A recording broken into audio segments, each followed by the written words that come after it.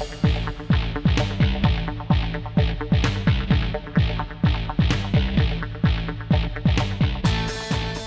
what's going on, everybody? Jonathan Thames of Rosie and Ernie Productions, and welcome to the Multimedia Mega Fan channel.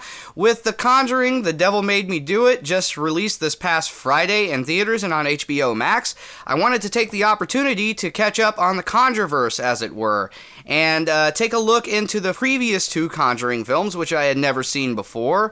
So I'm going to be talking about the 2013 film The Conjuring today, directed by Master of Horror James Wan, and starring Patrick Wilson and Vera Farmiga, and also featuring performances by Ron Livingston and Lili Taylor. As I said, having never seen this before, I was excited to see that this and the sequel are currently streaming on Netflix, so I was able to catch up on the series prior to the release of The Conjuring, The Devil Made Me Do It, and I'm really glad I decided to check this movie out because I thought it was really good. The movie follows characters based on real-life supernatural investigators Ed and Lorraine Warren, played respectively by Patrick Wilson and Vera Farmiga, and it's based off of one of their cases where they set out to help the family of Roger and Carolyn Perrin, played respectively by Ron Livingston and Lili Taylor, as they deal with a demonic presence seeking to do them harm. James Wan's telling of this story is absolutely terrific. Every single element of filmmaking, from the cinematography to the pacing, to the lighting and coloring, to the strong dialogue delivered through great performances by every single cast member,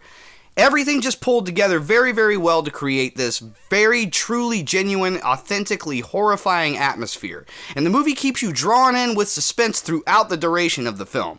I was constantly finding myself going, oh man, what in the hell is about to happen? And for the most part, every scene with a scare delivered very, very well, and in a way that felt fresh and genuine. There wasn't really a time where I thought, wow, that was generic, or yeah, I've seen that 1,000 times, which is very impressive to me considering just how many possession and exorcism-based movies and television shows exist nowadays that share pretty similar formulas, which can often result in scares being predictable.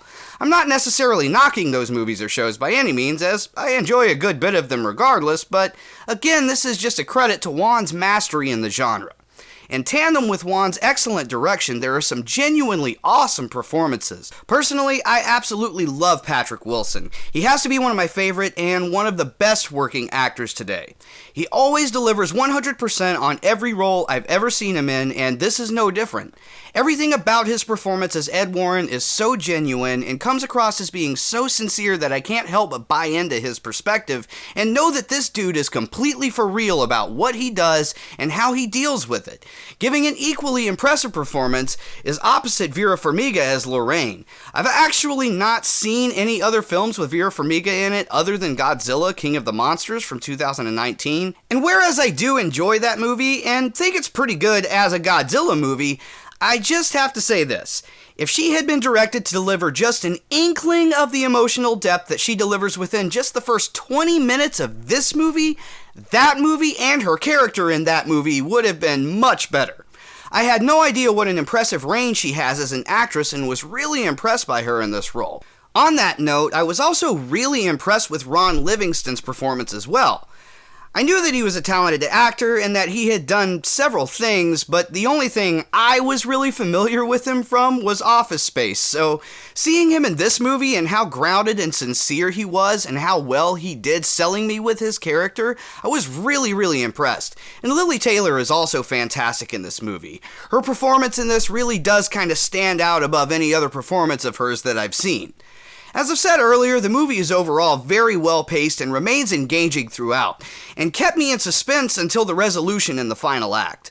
A very well done film all the way around. Now, I wouldn't call it a masterpiece of cinema, but for a horror movie styled around a real life story, I don't think it gets much better than this. The film also does a decent job effectively creating interest and introducing us into what's intended to be a larger universe by opening with the case surrounding the Annabelle doll, which of course went on to have 3 subsequent films of its own, and that's a whole other discussion for another day. But overall, I give this movie a rating of 8 out of 10, and I thought it was excellent. I recommend it to anyone who enjoys a supernatural-based horror story, as I feel like it's easily one of the best films I've seen for that genre since The Exorcist. Now, I know a lot of people would likely cite the original Poltergeist film, but admittedly, I haven't seen that one as of yet, and will definitely have to make it a point to check it out at some point soon. The Conjuring is currently streaming on Netflix, so if you're interested in seeing it, go check it out and come back and let me know in the comments what you thought about it.